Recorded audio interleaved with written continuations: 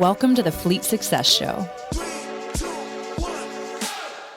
We are a podcast dedicated to talking about the fundamentals, standards, and best practices that empower today's fleets to achieve fleet success. Let's get into the show. All right, welcome back for another episode of the Fleet Success Show. I'm your host, Josh Turley. Running a little solo episode today. Hope you all had a happy new year and enjoyed your holiday season. Recording out of my home studio today, so this is going to be a little bit different. Hopefully I don't mess up the levels too much for my producer, Tim. But hopefully, you enjoyed your new year and you're kind of ready. You're coming into 2023 and you're kind of like, you're ready. You're engaged. He said, like, I'm focused. I got things I want to get done this year, right?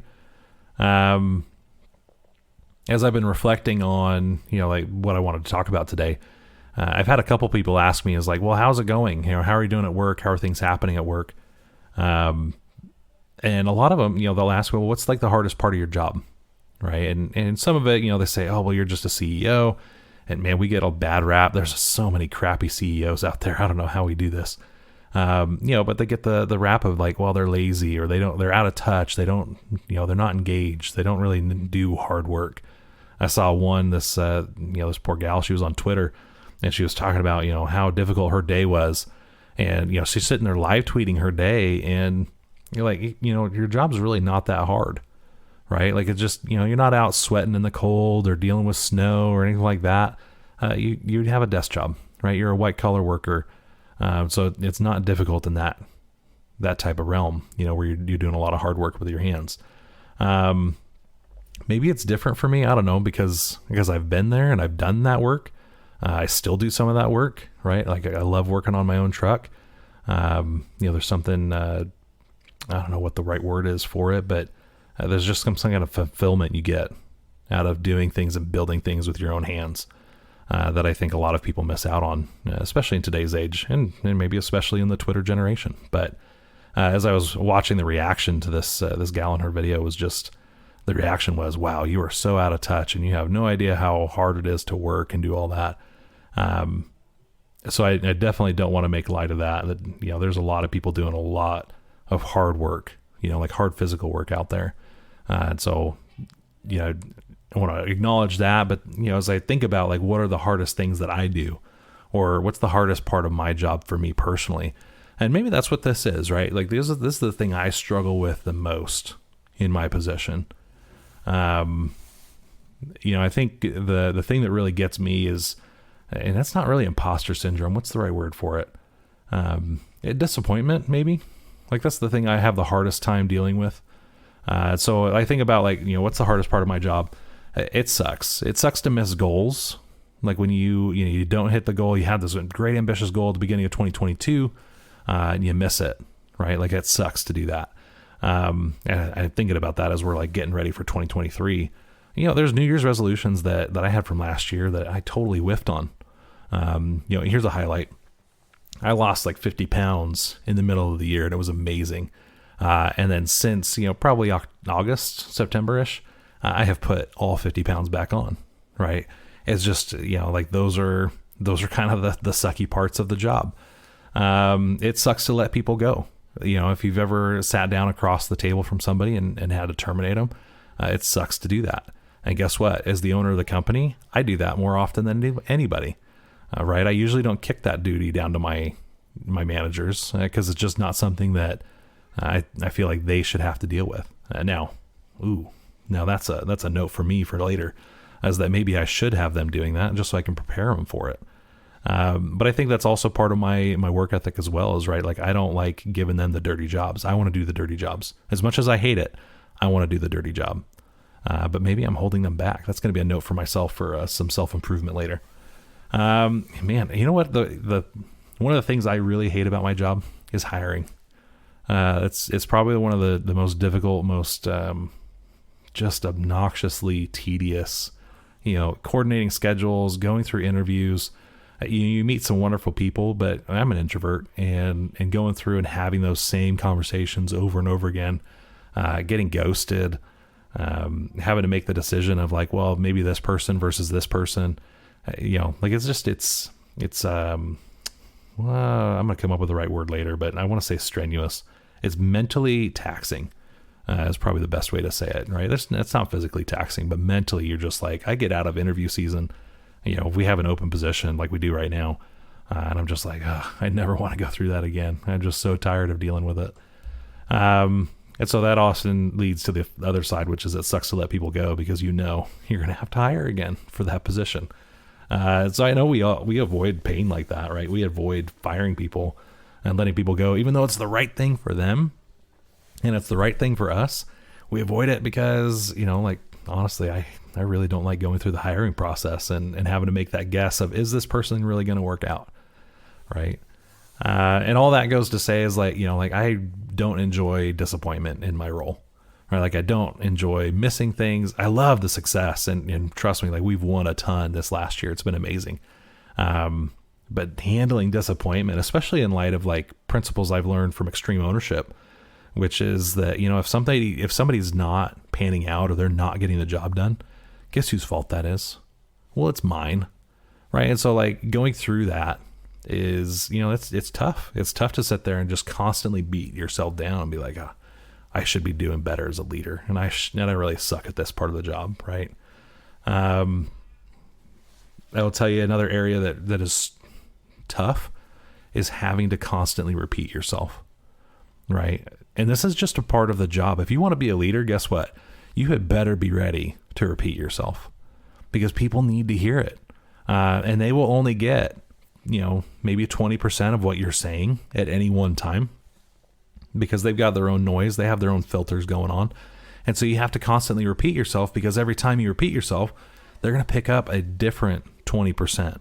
They're going to pick up a different element of what you're saying. And you got to say it in different ways too. I actually just had this conversation with one of my other managers, was that as she's having hard conversations, it's not enough just to have that conversation once and think that you're done. You've got to have that conversation every day. And then because they're not getting it, right? Like they're not hearing you because again, they only pick up 20% of what you say. You've got to repeat yourself in different ways. And in this case, I encouraged her to, hey, you need to follow up with an email. Bullet list everything you just talked about that you thought you were crystal clear on. Put that in an email, put it in writing, right? And the writing isn't so much as we're going to make this a formal thing. It's, hey, sometimes it's easier for people to digest something when they can see it on a screen or they can read through it and reread it a couple different times until it's like, oh, now I get it, right? And so, yeah, that's part of the job. Like you just got to repeat yourself over and over and over. You're working with, just big grown kids sometimes, right? I think we're all kind of in that environment where we're just grown up kids. So yeah, having to repeat yourself, not a fun thing, not a fun part of the job. Doing things you don't really enjoy. I've just mentioned several of them, but guess what? You're the boss. The buck stops with you. So you got to do it.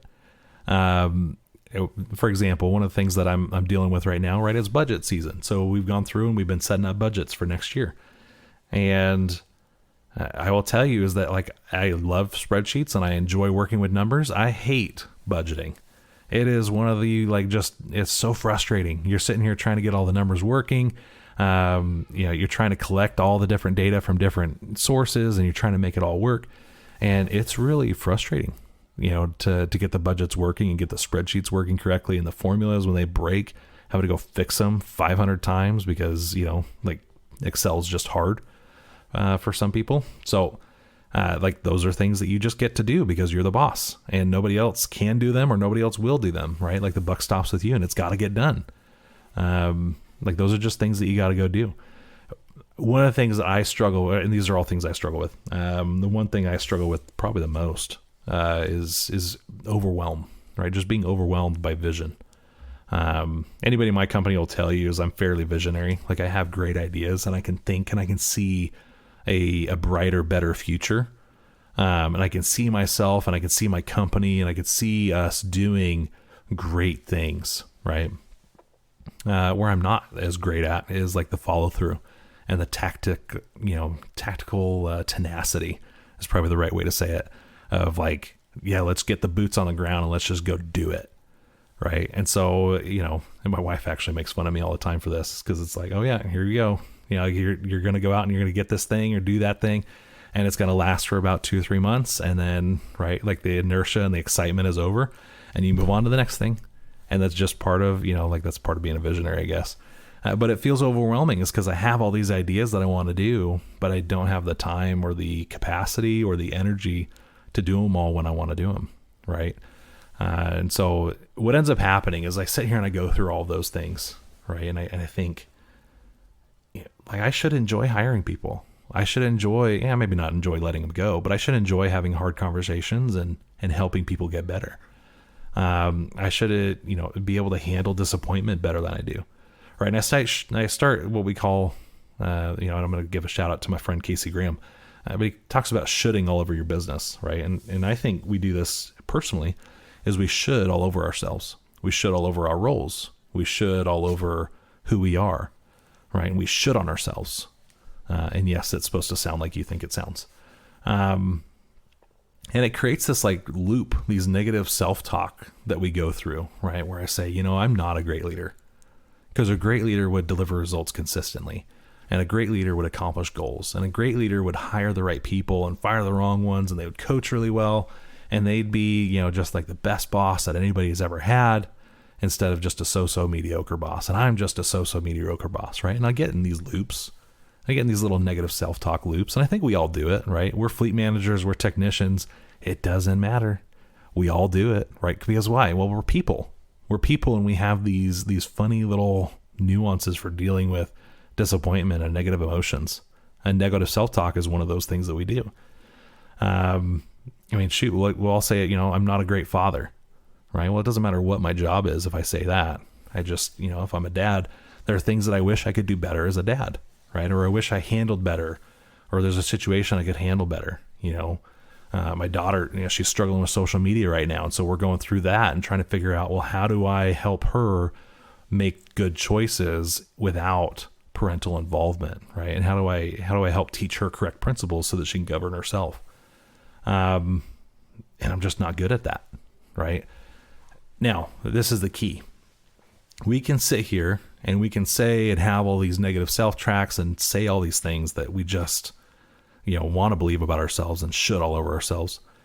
There's a key word that I think is really important. We all need to adopt more. And whenever you find yourself in that negative self-talk loop where you're saying, I'm just not good at this, or I'm just, I'm just not good at being the leader I need to be, or I'm just not good at being the fleet manager I need to be. I'm just not good at being the father I need to be, right? I'm not a good father. The key word that I want you to add, anytime you find yourself giving yourself that same negative self-talk, the key word I want you to add is the yet, right? And so at the end of every one of those little statements, just put a little comma and then a yet. And what that has the effect of doing is you say things like, I'm not a good father yet, but I will be, right? I'm not a great fleet manager yet, but I will be. I'm not a great CEO yet, but I will be. It gives you the promise of hope. It gives you the permission to say, you know what? I'm not doing a great job right now, but that's okay. Because somebody else in the same situation, a year into their tenure, 5 years into the tenure, 20 years into their tenure, I know that tomorrow I can be a better version of the person I am today. Yet, takes those negative self-talks and it gives it like, hey, yeah, but the story's not over yet. Right? Like we're in act 2 and you're thinking that, like this is it. This is the finale. We're not there yet. Right? We still have more journey to go through. And as we take this journey, as we go on these steps, we still have more power. We still have more growth to go through. So anytime you go through, right, those things might be true. You might be a bad CEO. You might have some issues that you need to work on, but they aren't going to be true forever. Right. So just always be thinking about that as like, do I need to add yet to the end of this? I'm not a great leader yet. I'm not a great fleet manager yet. I may never be a great budgeter, but if I tell myself that, I won't be. But if I say I'm not a great budgeter yet, but I could be, what it does is it helps me remember if I put the time in and if I focus on this, and as we're setting our goals for next year, this is one of those moments where you say, what are the things I need to add yet to? And I could focus on that over the next year, over the next month, over the next week, today, right? That I can go through and I can focus on to remove the yet, so that I can say I am a good father. Yet there's still more to do, right? You can see how powerful that word can be. So as you think about setting your goals, think about those things that you aren't great at yet. And then my other last piece of advice with that is, as you set those goals, man, I've been seeing so many studies come out about New Year's resolutions and how quick people fail at them. And I'll tell you what, yes, it's very difficult. And the reason is because you have a year-long goal and we are natural procrastinators. Break it out, right? I love having a year-long goal, but think about, what are you going to do this month? And then what does that look like this week? And then what does that look like today? Right? In software, we usually deliver software in in cycles, and we call them sprints. And they'll last anywhere from a week to 2 weeks. But if you were to chunk your goal down to where it's like, well, what do I need to get done this week to be a better father? What do we need to get done this week to be a better leader and a better fleet manager? Right? Like, what's the one thing? And just focus on that. And pretty soon you're going to find that your negative self-talk goes from being that I'm not a great fleet manager yet to I'm a better fleet manager today than I was yesterday, than I was last week, than I was last month, than I was last year. And yet there's still more to go. All right. So with that, just keep in mind the power of the word yet. When you find yourself in those negative situations, in these dark winter days, just remember that it's not over, right? And there's plenty of opportunity for growth. Nothing's absolute, nothing's finite. You have all the potential in the world to be good at the things you want to be good at. It just takes time and it takes energy, right? And so yet your way through your negative self-talk tracks, and then focus, right? Short sprints show momentum. I love little short sprints. Break your goals down into micro steps so you can see the progress, so you can see the power of yet in your life. That's going to do it for us today. Hope you all had a great new year, great holiday. Looking forward to a great 2023 with the rest of you. I'd love to hear from you. If you have any suggestions, topics you'd like us to hit, I think we've got one more coming up on PMs. You can email us at podcast@rtafleet.com. We've got the Fleet Success Summit coming up. So if you're not a great leader yet, or if you're not a great fleet manager yet, you want to learn more about what you can do, trust me, the Fleet Success Summit is going to change your life, right? There's 12 speakers out there. They're going to, each one of them, guaranteed you're going to come away with something from one of them. So go to fleetsuccesssummit.com. It's going to be in March at the Luxor. And until next time, we'll see you later.